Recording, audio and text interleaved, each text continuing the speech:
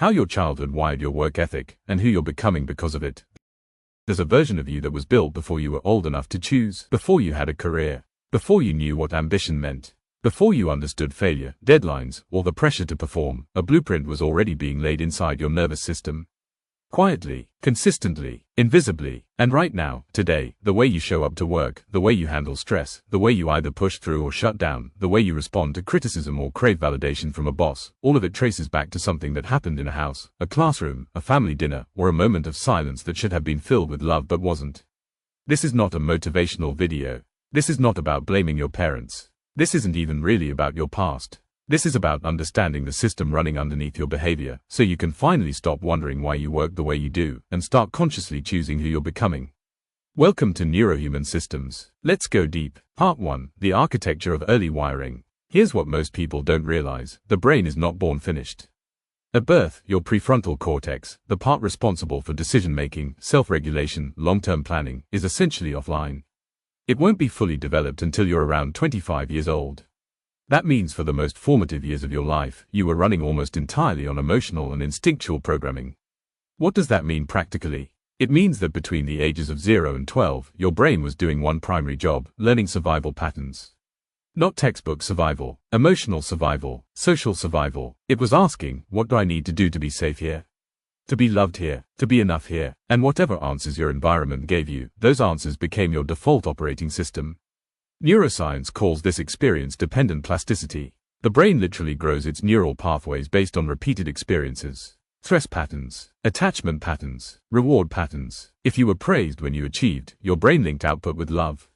If you were criticized when you failed, your brain linked failure with danger. If chaos was normal, your nervous system learned to function best under pressure. These aren't personality traits, they are neurological adaptations. And here's the crucial part, those adaptations followed you into your career.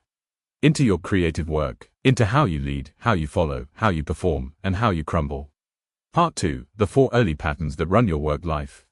Let's break down the 4 most common childhood patterns, and how each one shows up in adult work behavior. Pattern 1. The Achiever's Trap.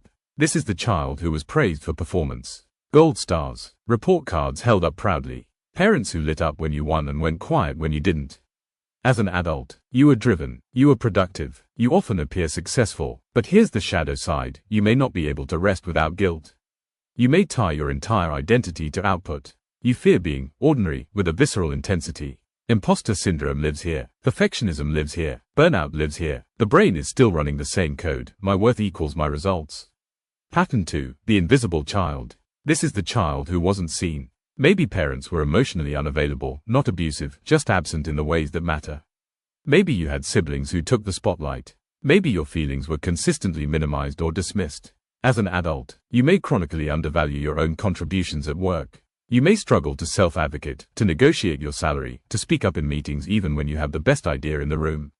You do incredible work and then quietly step back when it's time to claim it.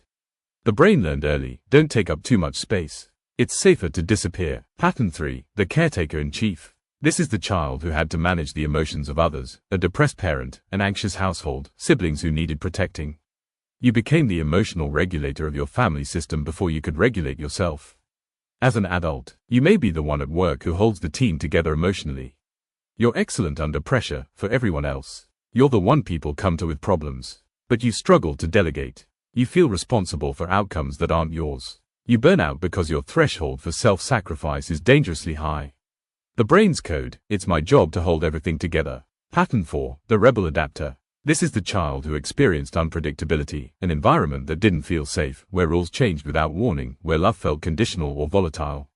As an adult, you may resist authority even when authority is benign. You sabotage things right before they become stable, relationships, jobs, opportunities. Because your nervous system doesn't recognize stability as safe.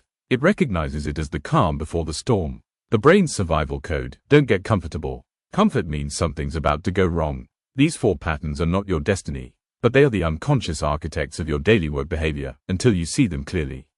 Part 3. The Neuroscience of Identity Formation. Here's where it gets really important.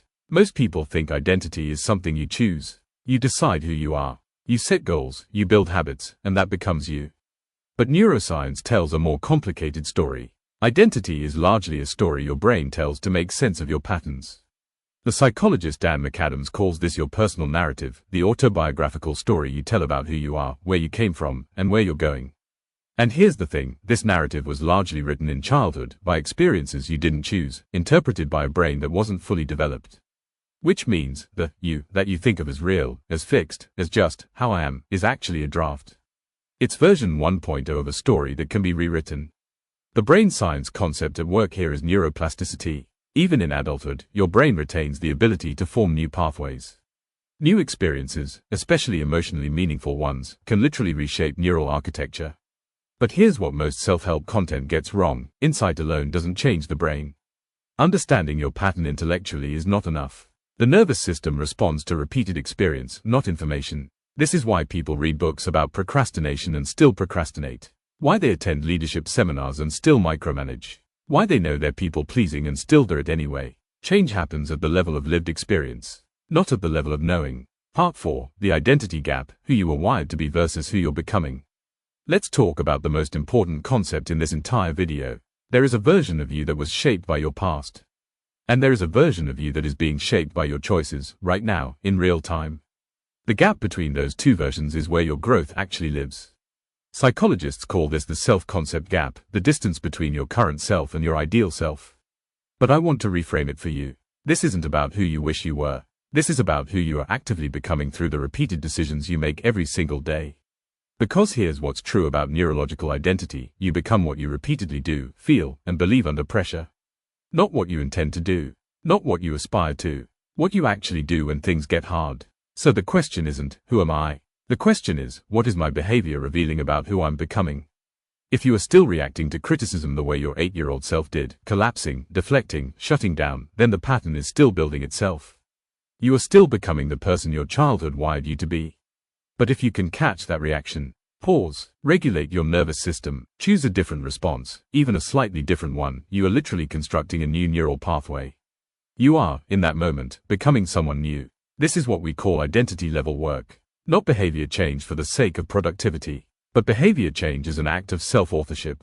Part 5. The path forward, what to actually do. So how do you practically close that gap? Here are the 3 foundational moves. First, pattern recognition before pattern change. You cannot override what you cannot see. The first work is to identify your pattern without judgment. Which of the 4 types resonated with you? What does your work behavior reveal about what your early brain was trying to survive? Journaling, therapy, and somatic awareness work are the most effective tools here.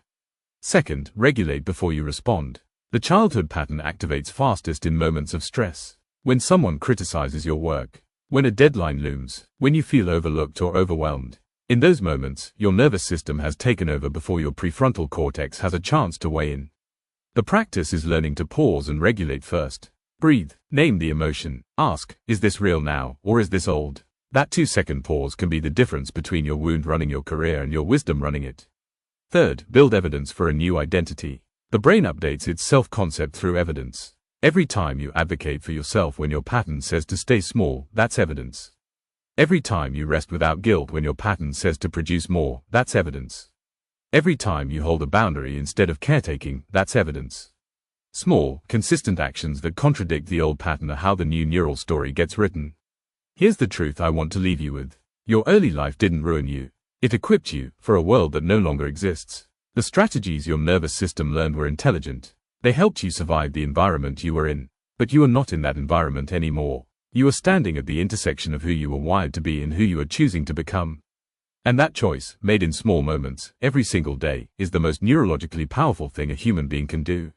You are not your childhood. You are the awareness that can look at your childhood, understand what it built, and decide what to build next.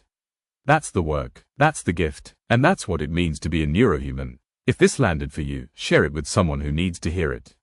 And if you want to go deeper into the neuroscience of identity and behavior, subscribe to this channel to get notified when next a video is dropped. See you in the next one.